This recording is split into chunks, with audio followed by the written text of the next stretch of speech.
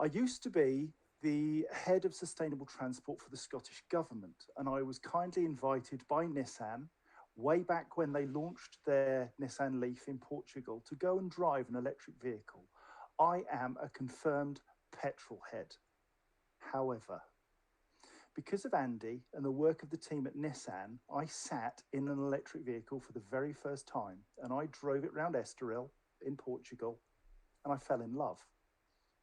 And I fell in love with a dream, which is now becoming a reality, that people can drive cars that don't have petrol, don't have diesel, don't have emissions, and are simply better to drive.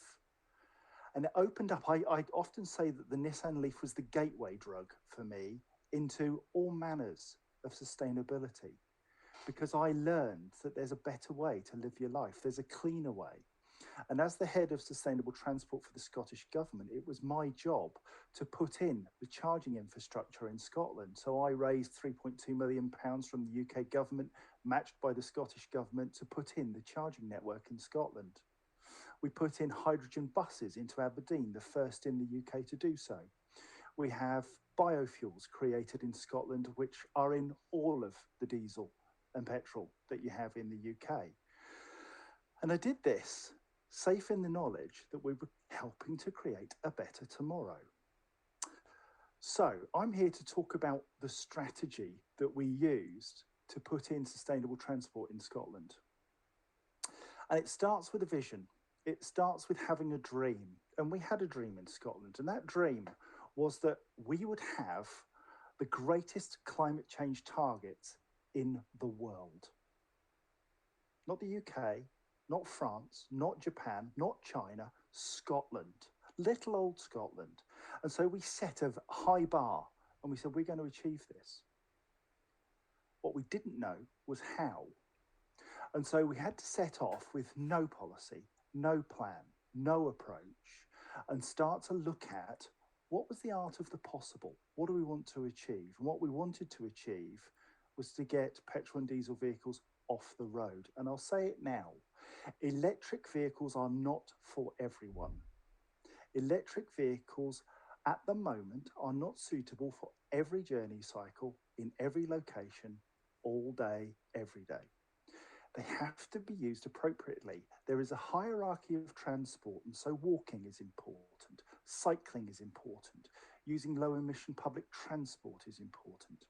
Because we have a massive problem in all developed countries of congestion. And if we don't get people out of single-use cars, we will have a congested world forever and a day. So we have to start to have a vision that says electric vehicles are part of an infrastructure mix that will allow us to move people and services, people and products around the country without causing harmful emissions. What we also needed was a champion, and we had a champion in Scotland who was our minister. And whilst Stuart Stevenson set off on the journey, he didn't last very long. But I then became the champion. And I had somebody at Nissan say to me, why don't you set out what Scotland will do? And why don't you make it happen? And I was a humble civil servant, a fairly low-ranking civil servant, and said, okay, so I left the Scottish Government to be that champion, because I knew that having created the policies, I needed to go out and walk the talk. I needed to demonstrate that it's actually very easy to live with electric vehicles, both in a consumer setting and in a commercial setting. Integrated policy is absolutely critical. So in Scotland, we found it necessary to talk to other people. Ugh. So in transport, we thought in a silo. We didn't speak to people in energy. We didn't speak to people in health. We just did our own thing. And it was really, really important to horizontally integrate so that we all talked about things like better energy creation, storage and use, that we all talked about health together, that we all talked about waste and energy from waste, that we all talked about resilience of energy for our country. But once we've done all the talking, the fourth part of this wheel is JDI. Just do it. We can all find 101 reasons not to do something. Our task was to find the one reason to do it. And that one reason for me was personal. I have children who have asthma. I wanted to give them a better atmosphere in which to operate and to breathe. I wanted to help my kids. And that's why I did it. But just doing something, Dr. Sam Gardner, who was the head of the WWF in Scotland, said to me when I started in the job, he said, "We don't actually mind what you do, just do something, because for too long we've done nothing."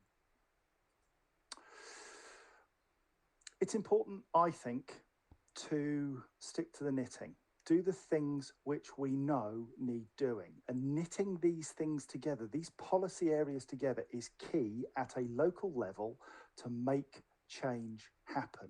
And so I think there's a great deal of work. And I have to say, since I've been doing the research for this evening, the amount of policy integration that there is in Huddersfield and Kirklees, West Yorkshire, is absolutely central to your success. And so things like improving air quality, reducing CO2, reducing NOx and particulate matter is key. But we need to create a knowledge network. We need to share. I see Robert Llewellyn's in the house tonight, and Robert is a great advocate of electric vehicles, probably none better in the UK. He is part of our knowledge network now. We've got him here. So what does he know? How can he help? Who can he open doors to? Barry's here. Barry's done a great deal of work in his career to improve Huddersfield, to improve his constituency and how it operates. What is key is, how do we get the messages out that Huddersfield is serious about making change happen in these core policy areas? EVs won't solve congestion. We need a separate way of looking at congestion from a very strategic level across the UK. And there is, as far as I'm concerned, no strategy in place, not from OZEV, from the government, or anywhere else to reduce the number of vehicles we have on our roads. That has to change. We have low emission zones coming, which are seen as a very, very big stick to hit commercial operations. And I think there are electric vans, there are hydrogen vehicles which can help to meet low emission zone standards. But businesses are frightened. Businesses are wary of investing in what we see as new technology still at a time when they're just struggling to survive. And we have to be realistic. A compelling case has to be made to make the change from petrol and diesel to low emission vehicles from the bottom line upwards. And Andy talked about the total cost of manufacture. There's also the total cost of ownership, which is really key. And I would urge you to get in touch with dealerships, the Energy Savings Trust. There are countless organisations, the Carbon Trust, who will all help you to understand what the total cost of ownership is for a petrol or diesel vehicle, whether it be a consumer or commercial vehicle, and an electric vehicle. And what you'll find is that over the life of the vehicle, the costs are less for an electric vehicle than they are for a petrol or diesel equivalent. The upfront costs for those vehicles can be more expensive, for the electric vehicles can be more expensive, but viewed across the lifetime, not necessarily. There is money out there to support the transport revolution that's happening. And so OZEV, the Office for Zero Emission Vehicles, the UK government, put up money to facilitate introduction of home charging, the plug-in car grant, workplace charging, on-street residential charge parking schemes, and West Yorkshire Combined Authority has been in receipt of £2 million for 66 rapid chargers and 22 fast chargers under the ultra-low emission taxi infrastructure scheme. So building good bids, making that bid for money, finding the right people to open doors to make change happen is really key. And once you get some support, harness it. Grab hold of Robert Llewellyn and don't let him away without committing to come and helping Huddersfield achieve its ambitions. What now? Try and try again. Go to your dealerships, borrow vehicles, beg, don't steal, but borrow. Get your bum in a seat, try an electric vehicle, Andy Palmer gave me the opportunity to try an electric vehicle. And once I had, I never went back. I hope that your journey is the same. There you go.